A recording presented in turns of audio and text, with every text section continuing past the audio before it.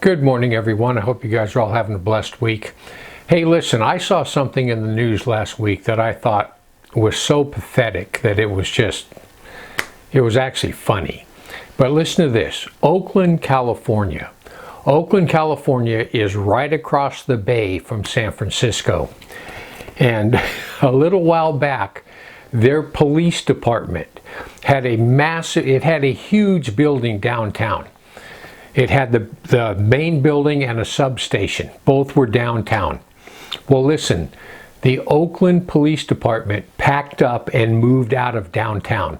I don't know if they went over toward Berkeley or if they went up into the hills, but it got so bad, crime got so bad in downtown Oakland that even the police department moved out.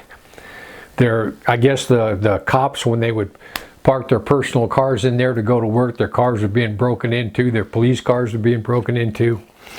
You know what? America, we are going downhill fast. I just thought that's the state of America right now when even the police department's moving out.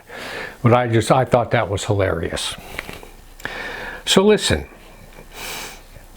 I want to talk to you for just a minute about the Lord's return.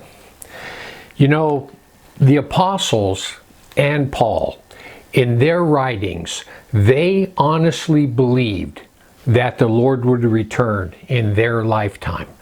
I mean, they knew that the gospel would be preached throughout the whole world, but their world wasn't that big. And they thought that they could probably accomplish pretty much most of that. But they expected the Lord's return during their lifetime.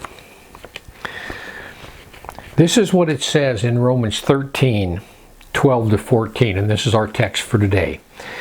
It says, the night is far spent.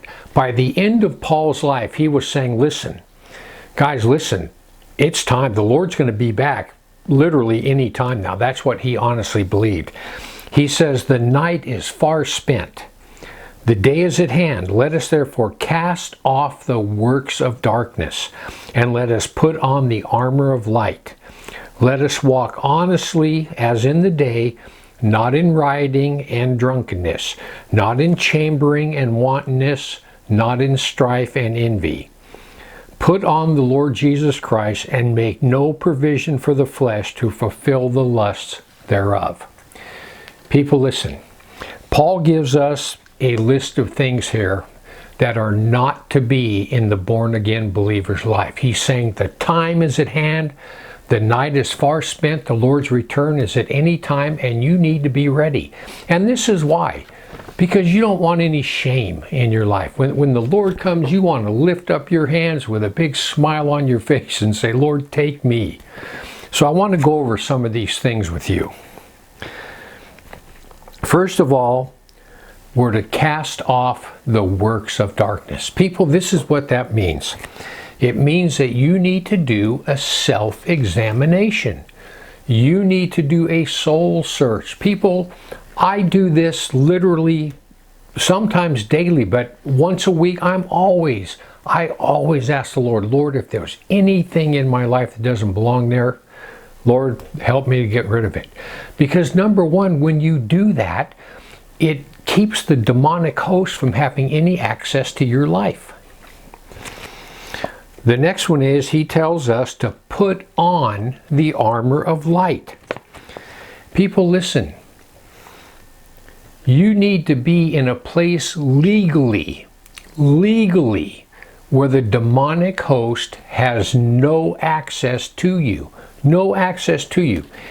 Any known sin in your life gives the demonic host legal access to afflict you.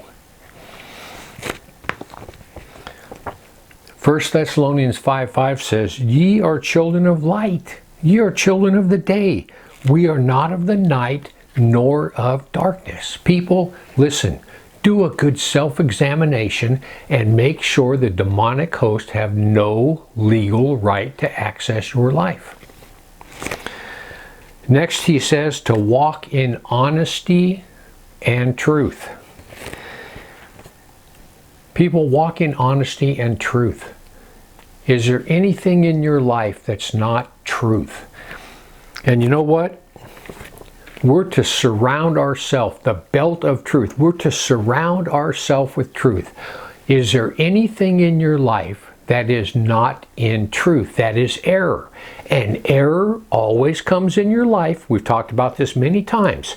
Error always comes in your life through one of three ways: people, places, or things.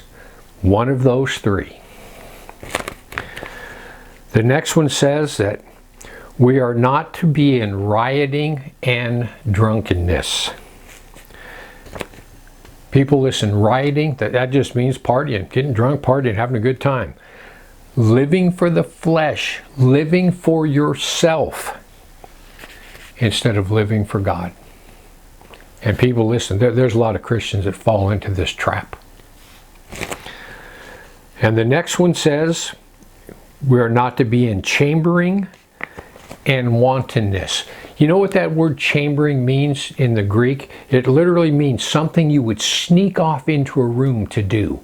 It means your special room, a place where you go to hide so you can do whatever you want to do and get away with it.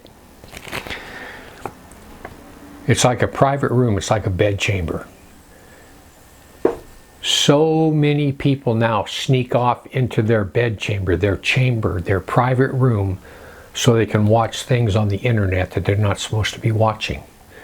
Is there anything you're doing in your private room that nobody else can see? Because people, listen, whatever it is, that will give the demonic host access to your life. Sex out of marriage, that's the quickest way to pick up a demon and the quickest way for the demonic host to destroy you. And doing things on the internet, same thing. The next one is wantonness. Wantonness means extreme pleasure sexually. People, listen. There is no room in any Christian's life for sex out of marriage. No room for it. You can't justify it. The next one is strife and envy. Strife and envy. Strife means to desire superiority over another person. And most of the time this takes place in the workplace, and it definitely takes place in churches. But strife, to desire superiority over another person.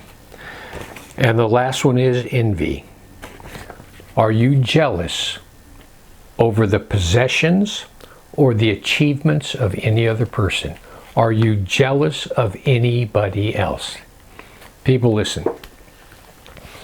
Whenever I get thoughts of that, I just say, Lord, you know what? You've blessed me so much.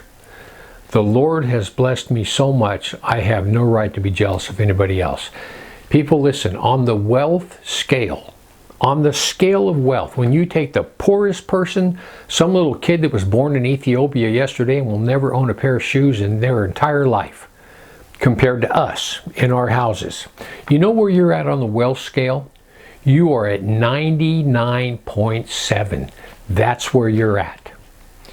You get a chill, you walk over to this thing on the wall and you turn the heat up. You get hungry, you don't even have to get out of your chair. You can just sit there and call DoorDash on your phone, call some restaurant, and they'll deliver the food right to your house.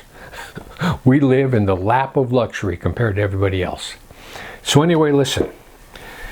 Paul says the night is far spent, and people, it is.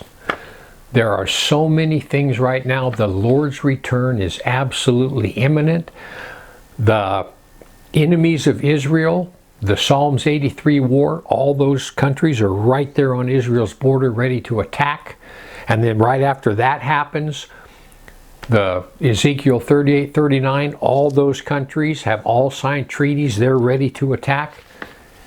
People, I don't like saying this. You know I don't like saying this because it always gets worse. But how much worse can it possibly get? I mean, we're so evil right now, it's just beyond belief. But anyway, guys, listen, do a self-inspection. Make sure there is absolutely nothing in your life that's going to give the demonic host access to you. Anyhow, I just want to give you something to think about. Heaven or hell, you choose. Just remember, once you take your last breath, it's a done deal.